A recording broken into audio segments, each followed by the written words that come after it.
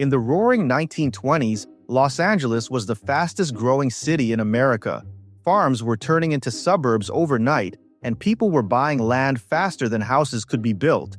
The city's skyline climbed every month. Its freeways were only blueprints, and the dream of home ownership hung in the air like perfume. And right in the middle of that fever walked a man named Elisha Paul Janes, a salesman so smooth he could sell a house that didn't even exist yet. He arrived in Altadena in 1924, just north of Pasadena, promising a community that sounded like something out of a fairy tale. He called it Janes Village. He said it would be a charming little neighborhood of English-style cottages beneath the San Gabriel Mountains, a place for working families to escape the noise of the city while keeping their roots in Los Angeles. His slogan was simple and bold: why pay rent? Janes's plan looked good on paper. He built steep-roofed cottages with arched doorways, stucco walls, brick chimneys, and flowering gardens. His ads showed couples in Sunday clothes, smiling on front lawns, and he ran full-page spreads in local papers calling his homes Janes Homes Beautiful. He even had his own radio show on KFWB called the E.P. Janes Concert Hour, where he mixed classical music with soft real estate pitches. It was genius marketing, and it worked. Between 1924 and 1926, Janes built at least 160 documented cottages in Altadena. Some sources, like Atlas Obscura, say the number may have been closer to 400 before the whole thing came crashing down. Either way, it was one of the largest single-developer housing projects in the foothills at the time. His financing plan was what hooked people: only $150 cash down, or sometimes $500 down and $100 a month, depending on which brochure you saw. For working families, that sounded like salvation. Buyers came pouring in from Los Angeles and Pasadena, driving their Model Ts up Lake Avenue to tour the site. Janes's salesman promised paved streets, sidewalks, streetlights, sewers, and water lines, all included. The only thing not included, it turned out, was the truth. Because beneath the fancy renderings and easy financing, Janes's operation was shaky. He was funding new houses with money from the last batch of buyers, a juggling act that only worked as long as the music played. By 1926, the music stopped. A proposed county bond measure to fund local road and sewer improvements was voted down. Without that money, none of Janes's promised infrastructure could be built.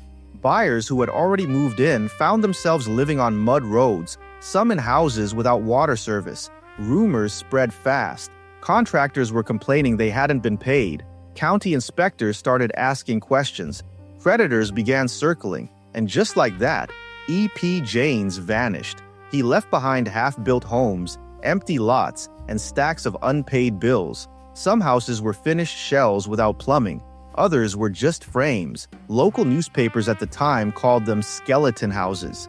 Families who had put down payments now had mortgages on properties without curbs, sidewalks, or utilities.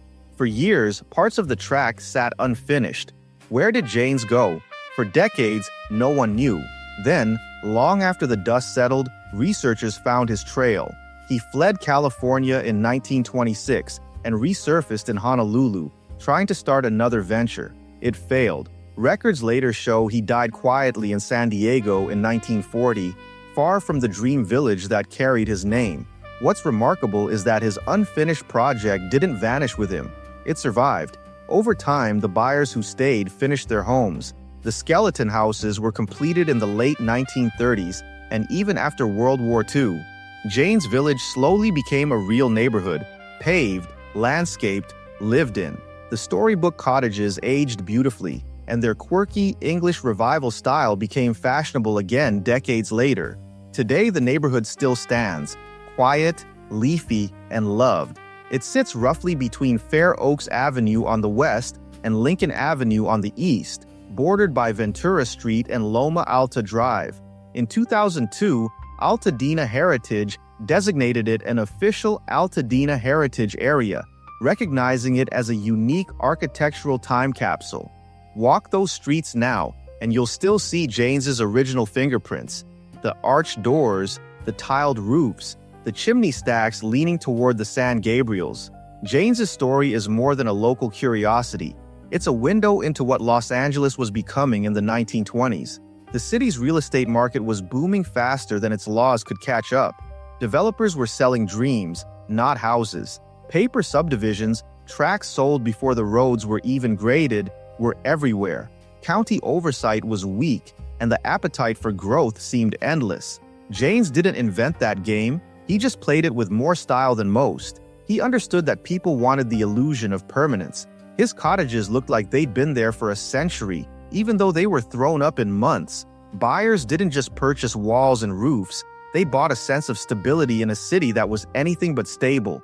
And in a strange twist of fate, that illusion outlasted the man who created it.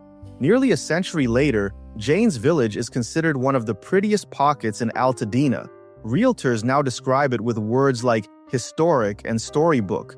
The homes once sold for a few $1,000s now go for over $1 million. What began as a speculative gamble has become a postcard version of Southern California charm. But if you peel back the paint and read the old headlines, you see the truth hiding underneath.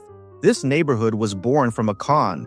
Janes never built the infrastructure he promised. He left homeowners holding the bag, their faith shaken, their streets unfinished. Yet the very thing he faked, a timeless village, eventually came true because the people who stayed made it real. That's Los Angeles in one sentence, a city built on hype that somehow becomes reality anyway. Think about it. E.P. Janes came here with nothing but blueprints, charisma, and a catchy slogan. He sold hundreds of homes on promises he couldn't keep, disappeared when it collapsed, and still ended up shaping the landscape of Los Angeles County. The man was a fraud, but his dream stuck around. If you walk through Jane's Village today, you can still feel that strange mix of fantasy and persistence. The cottages sit close together under big oak trees. Kids ride bikes down streets that were once muddy fields.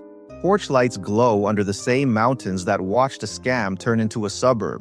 It's quiet now. No salesmen, no radio pitches, just families living in what was once the biggest hustle in town. In the end, maybe E.P. Janes was a symptom, not the disease. Los Angeles has always rewarded dreamers, even the dishonest ones. The city forgives fast and forgets faster. Janes's name faded, his scandal disappeared from memory, and his fake village became one of the county's real treasures. That's the paradox of LA, where even a con can turn into community, and a half-built dream can grow roots deep enough to last 100 years.